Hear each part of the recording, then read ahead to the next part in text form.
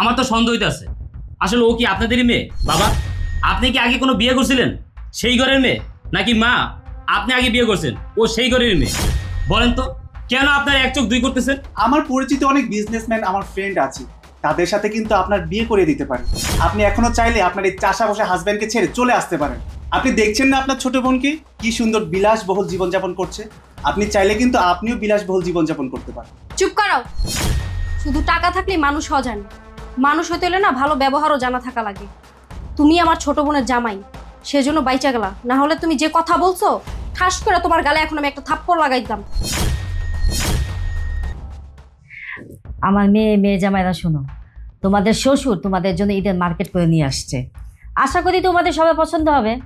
যাকে যেটা দেব কেউ কোনো মন্তব্য করতে পারবে না। প্রথমে আমার বড় মেয়ে আর বড় মেয়ে জামাইকে দাও। ঠিক আছে। এনে, এটা তোর জামাইয়ের পাঞ্জাবি, এটা তোর শাড়ি। তুই তো আমার ছোট মেয়ে, তোর জন্য এনে একটা লেহেঙ্গা, দুইটা শাড়ি, আর এনে ম্যাচিং করা জুতা। আমার ছোট মেয়ের জামাই তোমার জন্য বাবা, এই দেখো কি কি আনছি। পাঞ্জাবি, গেঞ্জি, শার্ট, প্যান্ট, তোমারও ম্যাচিং করা জুতা। আহা মা, এইসবের কি দরকার ছিল? পাঞ্জাবি, শার্ট, প্যান্ট, জুতা, গেঞ্জি সব তো ডাবল ডাবল, একদম পা থেকে মাথা পর্যন্ত। এত কিছু কিন্তু দরকার ছিল না মা। হেই শ্রাবণ, দেখো না আমার লেহেঙ্গাটার কালার কত সুন্দর না? মা বাবা পছন্দ করে কিনেছে, অবশ্যই সুন্দর হবে। হ্যাঁ, অনেক সুন্দর হয়েছে। শাড়ি দুটো কিন্তু অনেক সুন্দর। হ্যাঁ, সব ব্র্যান্ডের দেখা যাচ্ছে। হ্যাঁ মা, বাবা, আমাদের জন্য শপিং করতে গিয়ে তোমাদের অনেক টাকা খরচ হয়ে গেল না? আরে কি যে বলো না, সব ব্র্যান্ডের জিনিস। এসব জিনিস কিনতে কি খরচ হবে না নাকি? অনেক টাকা খরচ হয়ে গেছে, তাই না মা বাবা? শোনো, তুমি আমার ছোট নতুন জামাই, তোমার আমি কি কম দামি জিনিস দিতে পারি? সব কিছু ব্র্যান্ডের জিনিস দিচ্ছি, বুঝতে পারছো? আর টাকা গেছে তাতে আমার দুঃখ নাই। তুমি যে খুশি হয়েছো তাতেই আমি খুশি। মা, তোমার ছোট মেয়ের আর ছোট মেয়ের জামাইরে এত কিছু দিলা, তা আবার সব ডাবল ডাবল, অথচ আমার জামাইরে খুদা একটা পাঞ্জাবি দিলা। আরে তোরা কি এখনো নতুন আছোস যে তোকে প্রত্যেক বছর দেওয়া লাগবো? যা দিছি এটা দিয়ে তো ঈদ হয়ে যায়, আর কত লাগে? আচ্ছা মা, নেহার জামাইরে তো ব্র্যান্ডের জিনিস দিলা, আম করে কোন ব্র্যান্ডের জিনিস দিছো? এখানে তো কোনো নাম লোগো কিচ্ছু নাই। আরে এই ব্র্যান্ডের নাম লোগো হয় না তো। কি বলতেছো? ব্র্যান্ডের নাম লোগো হয় না মানে? আরে এই ব্র্যান্ডের নাম লোগো হবে কি করে? এটা তো সবসময় সব জায়গায় পাওয়া যায় না। পাওয়া যায় না মানে কি? বুঝো নাই? এটা হচ্ছে ফুটপাথ ব্র্যান্ড। Footpath brand? জীবনে এত ব্র্যান্ডের নাম শুনছি, এই ব্র্যান্ডের নাম তো শুনি নাই। Footpath brand? ফুটপাথ ব্র্যান্ডের নাম শোনো নাই? হ্যাঁ, ওই যে রাস্তা লয়ে বেছে না, 22 নেন 50, 22 নেন 100, ওই ব্র্যান্ড এটা। এই ব্র্যান্ডের কোনো নাম লোগো হয় না। মা, এগুলো আমি কি শুনতাছি? তুমি নেহার জামাইকে ব্র্যান্ডের জিনিসপত্র দিছো, আর আমাদেরকে ফুটপাথ থেকে কাপড় এনে দিছো তুমি। যে জামাইয়ের যেরকম যোগ্যতা তার সেরকমই দিছি। কি বললা? যার জামাইয়ের যোগ্যতা যেমন তাদেরকে তেমন মার্কেট করে দিছো। আমরা গরিব দেখা, আমার জামাইয়ের ইনকাম কম দেখা আম করে ফুটপাথ থেকে আমার জামাই লেগে একটা পাঞ্জাবি, আমার লেগে একটা কাপড় কিনা দিছো। আর তোমার ছোট মেয়ের জামাই বড় লোক, সেজন্য ওদেরকে পা থেকে মাথা পর্যন্ত কাপড় কিনা দিছো, তো আবার ডাবল ডাবল ব্র্যান্ডের জিনিস কিনা দিছো। তোমরা তো বাবা মা, তোমরা কিভাবে এক চোখ দুই করো? তাহলে তোর জামাইরে কি ফুটপাথ দিব না কই? আমেরিকা তো করে দিব মার্কেট। হ্যাঁ, তোর জামাই যে গ্রামের গাইয়া খেত, দামি দামি জিনিস পড়ছে। এই যে আর আমার ছোট জামাই সবসময় ব্র্যান্ডের জিনিস পড়ছে, বুঝছ না? এর লেগে আমি দামি জিনিস কিনা দিছি, আর তোর জামাই যারা যোগ্য আমি ওইটাই দিছি। আপু, তুমি আমাদের সাথে হিংসামি করো। আমার জামাই যে শার্টটা পরছে, এই শার্টটার দাম 20,000 টাকা। আর ওর গায়ে যে ব্লেজারটা দেখতেছো, এই দামের কথা যদি দুলাভাই জানে তাহলে অজ্ঞান হয়ে এইখানেই পড়ে যাইব। আর এই যে আমার গলায় যে লকেটটা দেখতেছো, এটার দাম কত জানো? এই লকেটের দাম দিয়া তোমাদের সারা জীবন সংসার খুব ভালোভাবে চলে যাইব।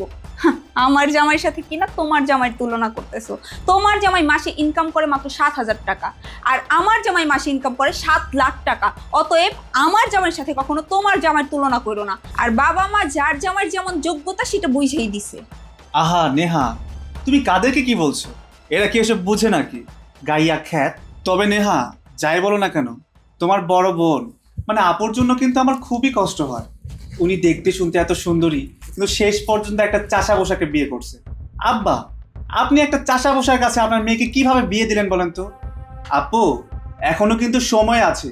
আপনি চাইলেই, আমার পরিচিত অনেক বিজনেসম্যান আমার ফ্রেন্ড আছে, তাদের সাথে কিন্তু আপনার বিয়ে করে দিতে পারেন। আপনি এখনো চাইলে আপনার এই চাষা বসা হাজব্যান্ডকে ছেড়ে চলে আসতে পারেন। আপনি দেখছেন না আপনার ছোট বোনকে কি সুন্দর বিলাসবহুল জীবনযাপন করছে? আপনি চাইলে কিন্তু আপনিও বিলাসবহুল জীবনযাপন করতে পারেন। চুপ করো। শুধু টাকা থাকলে মানুষ হওয়া যায় না। মানুষ হতে হলে না ভালো ব্যবহারও জানা থাকা লাগে। তুমি আমার ছোট বোনের জামাই, সেজন্য বাইচা গেলা। না হলে তুমি যে কথা বলছো, ঠাস করে তোমার গালে এখন আমি একটা থাপ্পড় লাগাই দিতাম। তোমার কত বড় স্পর্ধা, তুমি আমাকে এই সমস্ত কথা বলো? এই চুপ কর তোরা, কি শুরু করলি? আমি তো প্রথমেই কইছি যাদের যেটা যা দিমু সেটা নিয়ে কোনো মন্তব্য করবি না। আসলে তোর মনের মধ্যে হিংসা। ছোট মেয়ের জামাই আমি কি দিলাম না দিলাম সেটা নিয়ে তোর হিংসা শুরু হয়ে গেছে। আসলে তুই সবসময় অশান্তি করস। কি? আমি অশান্তি করি? আমি অশান্তি করি? আমি বিয়ের পর থেকে দেখতাছি তোমরা সব সময় আমাদের সাথে এমন করো, আমরা সব দিক থেকে ঠকাও। এক চোখ তোমরা দুই করো। আচ্ছা আব্বু, তুমি বলো তো, আমি কি তোমাদের মেয়ে না? আমার কি ডাস্টবিন থেকে পাইছো? টোকাই আনছো রাস্তা থেকে? জন্ম দাও নি আমারে? যখনই আমার জামাইরে নিয়ে বসে আসি, সব সময় দেখি ডাইনিং টেবিলে তোমার ছোট মেয়ের জামাইকে ভালো মন্দ খাইতে দাও, আর আমার জামাইরে আমারে ডাল ভাত দাও। তাও অনেক সময় দাও না, শুধু ডাল দা ভাত দাও। আর ঘুমানোর সময় ছোট মেয়ের জামাইকে এসি রুমে দামি খাটের মধ্যে শুইতে দাও, আর আমাদেরকে ফ্লোরে শুইতে দাও। কেন এমন করো সবসময় আমার সাথে? আমরা যেটা করি বুঝতে শুনেই করি, বুঝছস? এই যে আমার ছোট জামাই, ও ছোট কালতে ডাইনিং টেবিলে বসে খাবার খাইছে, আর তোর জামাই সারা জীবন গ্রামে মাটিতে বসে খাবার খাইছে, বুঝছস না? তোর জামাই যে ডাইনিং টেবিলে বয়, ডাইনিং টেবিল তলে বসে দেবো কা, বুঝছস? আর তুই কি বলি? ওর জামাই আমরা এসি রুমে ঘুমাইতে দিই। আরে ওই তো জন্ম থেকে পড়ে এসি রুমে থাকে, আর তোর জামাই কিসের মধ্যে থাকে? বাঙ্গা ঘরে বাঙ্গা টিনে আকাশের দিকে তাকায় ঘুমায়। ওদের ডিম এসি রুমে না? ওরে বাবা রে বাবা, কত শখ! হ্যাঁ, শ্বশুর বাড়িতে আবার এসি রুমে ঘুমাইতে চায়। আহা মা, বাবা, আপনারা কাদেরকে কি বলছেন? আরে এরা কি এসব বুঝবে নাকি? আদার ব্যাপারীর কাছে জাহাজের খবর বলে লাভ আছে নাকি বলেন তো মা? তুমি চুপ করো। আমি তোমার সাথে কথা বলছি না, আমি আমার বাবা মায়ের সাথে কথা বলছি। আমাদের ফ্যামিলিগত বিষয়ে তুমি কথা বলবা না। বাবা মা, আপনাদের মেয়েকে বিয়ে করার পর থেকে দেখতেছি আপনারা সবসময় আমাকে অবহেলা অপমান করে আসছে। আমি কখনো প্রতিবাদ করিনি, কিন্তু আজকে এখন যেটা করছেন প্রতিবাদ না করে পারতেছি না। আচ্ছা বাবা মা, আপনাদের তো দুইটা মেয়ে। আমি যতটুকু জানি বাবা মায়ের 10টা সন্তান থাকলে এক চোখেই দেখে, কিন্তু আপনারা 10 চোখে দেখতেছেন। আচ্ছা, আমরা তো আপনাদের কাছে ঈদের মার্কেট চাইনি, আপনারা নিজের ঈদের মার্কেট করে আমাদেরকে ডেকে আনছেন কেন? অপমান করার জন্য? আপনারা আপনাদের ছোট মেয়ের জামাই না হলেও 50,000 টাকা মার্কেট করে দিচ্ছেন, আর আমাদের দুজনকে ফুটপাথ থেকে 200 টাকা দিয়ে মার্কেট করে দিয়ে শেষ। ও একটু আগে কি বললো? ওর নাকি আপনারা ডাস্টবিন থেকে পাইছেন। আমার তো সন্দেহ হইতেছে, আসলে ও কি আপনাদেরই মেয়ে? বাবা, আপনি কি আগে কোনো বিয়ে করছিলেন সেই ঘরের মেয়ে, নাকি মা আপনি আগে বিয়ে করছেন ও সেই ঘরের মেয়ে? বলেন তো, কেন আপনারা এক চোখ দুই করতেছেন? জামাই, কি আজে বাজে কথা বলতেছ? মুখ সামলায় কথা বলো। ও আজকে এই কথা বলতে বাধ্য হইছে, আর ও কি বলবে? সন্দেহ তো আমারও হয় আমি আসলে তোমাদের মেয়ে কিনা। কারণ কোনো বাবা মা নিজের সন্তানের সাথে এরকম করতে পারে না। আমার জামাই গরিব, ওর টাকা পয়সা কম, সেজন্য তোমরা ওকে কম অপমান করো নি। ও শুধু ভদ্রলোক বলে, না হলে তোমাদের এই অপমানের সঠিক জবাব ঠিকই দিয়ে দিত।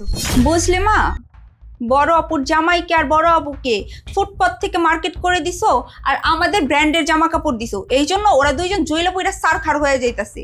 বুঝলি আপু, শ্বশুর বাড়িটা খাইতে হইলে পড়তে হইলে না একটা যোগ্যতা লাগে, যেই যোগ্যতা তোর জামাইয়ের নাই। কি বললি? যোগ্যতা? আমার জামাইয়ের যোগ্যতা নাই?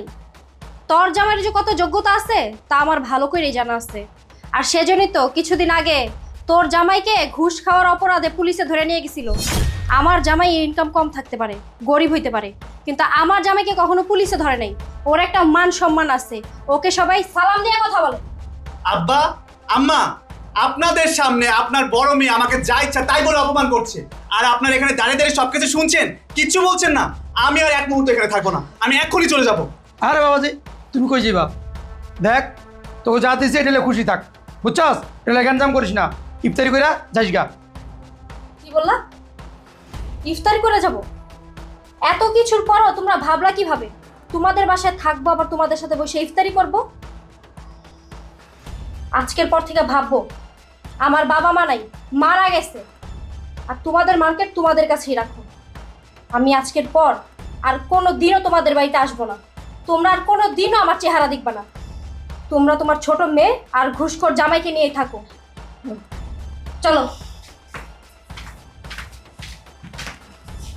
দেখছো তোমার বড় মেয়ের জামাইয়ের 2 টাকা ইনকাম করার মুরদ নাই, আবার ফুটানি দেখাই গেল। দেখলা তোমার মাইয়াটা করলো কেমন, মার্কেটের জন্য কেমন করছে। আরে ওর ভিতরে হিংসা ভরা। বাবাজি তুমি রাগ করো না, একটা কাজ করো, ইফতারের সময় গেছে গা, সব কিছু রেডি করো, যাও। আর ওগুলো ভিতরে যা, জামা বললো আর শ্রাবণ চলো।